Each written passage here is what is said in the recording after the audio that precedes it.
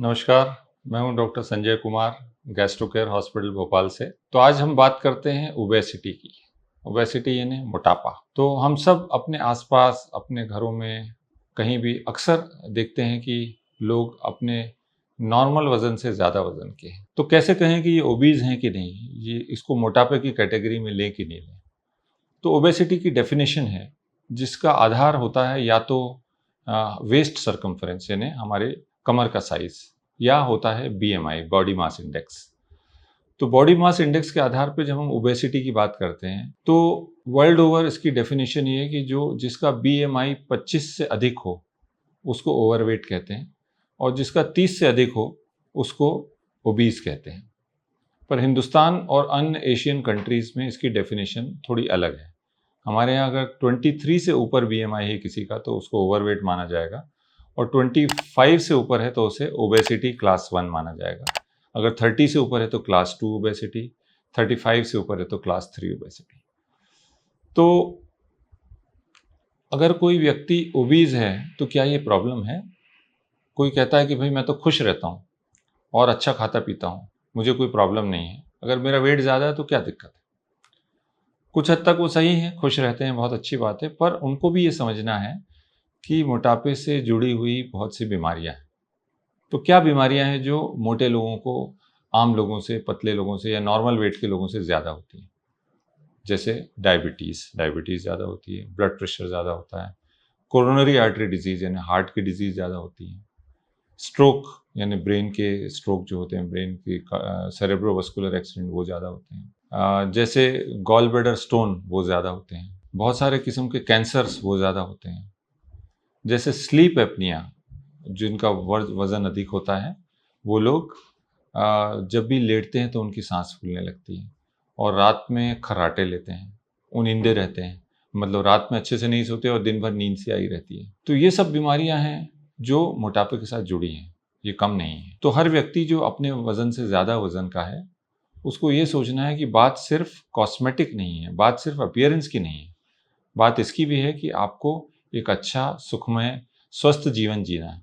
तो उसके लिए ज़रूरी है कि आप अपने वेट को कंट्रोल में रखें। तो आफ्टर ऑल ये ओबेसिटी होती क्यों है? देखिए, बहुत से अधिकतर में तो ये जेनेटिक होती है, यानी आपके परिवार में आप देखेंगे कि आपके माँ-बाप या आपके दादा-दादी या आपके नाना-नानी ओवरवेट थे और आप तक वो बात पहुँच गई, आप भी इसीलिए ओवरवेट हैं। वहीं दूसरी ओर कई लोग एक्वायर्ड ओबेसिटी होती है, वो अपने खान-पान के कारण वेट गेन करते जाते हैं। दोनों ही स्थिति में इसको अगर सँभालना है, तो ज़रूरी है कि आप अपने खान-पान पे नियंत्रण करें। यहाँ बात बिल्कुल मैथमेटिक्स की तरह है कि आप जितनी कैलोरीज़ लेते हैं अंदर, जितनी कैलोरीज़ खाते हैं, उतनी खर्च भी करें।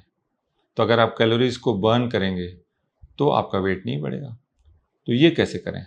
इसके लिए आपको नियमित व्यायाम की ज़रूरत है। तो क्या व्यायाम करें? व्यायाम वो करें जिसमें कैलोरीज़ बर्न होती हैं। तो इसके लिए ज़रूरी है कि वॉक करें, स्विम करें, साइक्लिंग करें, तेज़ कदमों से चलें, खेलें, फुटबॉल खेलें या जो भी खेल में आप करते हो। कितना करें? कम से कम 1 घंटा। तो नियम ये है कि जिनका भी वेट ज़्यादा है, उनको दिन में कम से कम 1 घंटा विगरस एक्सरसाइज़ करनी है, उतनी जितना उनका शरीर, उनके जॉइंट्स, उनके मसल्स टॉलरेट कर सकें। ये ना हो कि ये सुनकर आप एकदम से एक्सरसाइज़ करने लगें और आपको शरीर में दर्द चालू हो जाए, जॉइंट प्रॉब्लम्स हो जाए, स्प्रेन हो जाए। तो अपनी लिमिट्स के अंदर हमेशा एक्सरसाइज़ ग्रेडेड होनी चाहिए। यानी अगर आप बिल्कुल एक्सरसाइज़ अभी नहीं करते हैं, तो 10 मिनट से शुरू करें, उसको 5 मिनट रोज़ बढ़ाएँ, 15 करें, 20 करें, धीरे-धीरे 1 घंटे पे जाएँ। तो ये तो बात हुई एक्सरसाइज़ की। इसी के साथ एक्सरसाइज़ में आप सम्मिश्रण कर सकते हैं ब्रीदिंग एक्सरसाइज़ का। मतलब जब आप मस्कुलर एक्सरसाइज़ करते हैं, आइसोटोनिक, आइसोमेट्रिक एक्सरसाइज़ करते हैं, तो साथ में ब्रीदिंग एक्सरसाइज़ करें, जैसे प्राणायाम। उसके ज़रिए आपका ऑक्सीजनेशन इम्प्रूव होता है। आपके ऑक्सीजन के ज़रिए जो शरीर में टिश्यूज़ को एनर्जी मिलना चाहिए, वो मिलती है। और एक्सरसाइज़ के अलावा है डाइट। अगर आप कैलोरीज़ कम लेंगे, तो शरीर को मेहनत कम करना पड़ेगी। तो कैलोरीज़ कट डाउन करना ज़रूरी है। अब यहाँ थोड़ा-सा पेंच है, हर व्यक्ति का एक बेसल मेटाबॉलिक रेट होता है। यानी कुछ लोग अच्छा खा के भी, खूब भरपेट खाना खा के भी उनका वज़न नहीं बढ़ता, क्योंकि उनकी बेसल मेटाबॉलिक रेट हाई है, उनकी बॉडी कंज़्यूम करती है। वहीं कुछ लोग हैं जिनकी बेसल मेटाबॉलिक रेट कम है, तो कम खा के भी इनकी बॉडी ये सब खाने को जमा कर लेती है। तो ये जो भी मैं कह रहा हूँ, ये हर एक का इनहेरेंट होता है, इसको बदलना थोड़ा मुश्किल है। तो आप अपने बॉडी को समझें, सबसे इम्पॉर्टेंट ये है। ज़रूरी नहीं कि अगला आदमी 4 रोटी खाता है और उसका वेट नहीं बढ़ता तो आपका भी नहीं बढ़े। हो सकता है आपका 2 रोटी और सब्ज़ी खाने से, मीठा खाने से भी बढ़ जाता हो।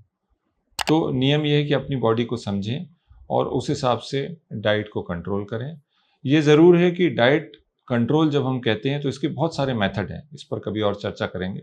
जैसे इंटरमिटेंट फास्टिंग का एक मेथड आया है जो कि साइंटिफिकली प्रूवन है, पर उस पे भी थोड़ी डिबेट। हम जनरली ये कहते हैं कि आपको अगर अपना वज़न कम करना है तो आप अपना कैलोरी इंटेक कम करें और खाने को दिन में 3 या 4 बार में डिवाइड कर लें। मतलब ना आप बहुत लंबा उपवास करें और ना बहुत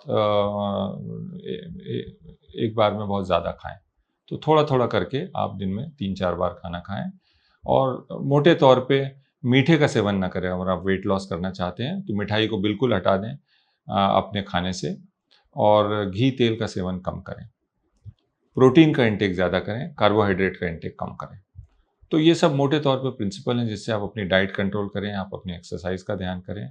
और इसके बावजूद भी अगर आपका वेट लॉस नहीं होता तो हमारे पास बहुत से ऐसे साइंटिफिक मेथड्स हैं। एक तरफ बेरियाट्रिक सर्जरी है जिसमें ऐसी कुछ सर्जरी की जाती है जिससे धीरे धीरे वेट लॉस होता है। दूसरे बहुत सारे एंडोस्कोपिक मेथड हैं जिनमें एंडोस्कोपी से बलून प्लेसमेंट होता है स्टमक के अंदर, या एंडोस्कोपिक स्लीव गैस्ट्रोप्लास्टी एक बहुत अच्छी नई पद्धति है जिसमें स्टमक की कैपेसिटी कम कर देते हैं तो व्यक्ति थोड़े खा के ही उसका पेट भरने लगता है। और तीसरा बहुत सी ऐसी किस्म की दवाइयाँ हैं जिनसे वेट कम होता है। तो ये सब मेथड्स अडॉप्ट किए जा सकते हैं और ये मान लें कि मोटापा कोई टैबू नहीं है। इससे बिल्कुल परेशान ना हो, इसको अपने दिल पे ना लें, अपने मन पे ना लें, पर साथ ही साथ ये ज़रूर समझें कि इससे जुड़ी हुई बहुत बीमारियां हैं और इसीलिए आपको अपना वेट कंट्रोल करना है और आप कल को ओबीज कैटेगरी से हटकर ओवरवेट में आएँ और ओवरवेट से हटकर धीरे धीरे नॉर्मल वेट में आएँ। इससे बेहतर कोई ज़रिया नहीं है एक स्वस्थ और लंबे जीवन को जीने का। तो उम्मीद है आपको ये जानकारी पसंद आई होगी और इसके लिए आप हमारा चैनल सब्सक्राइब भी कर सकते हैं और इससे संबंधित आपका कोई सवाल हो तो कमेंट बॉक्स में डालें, उसका उत्तर दिया जाएगा। नमस्कार।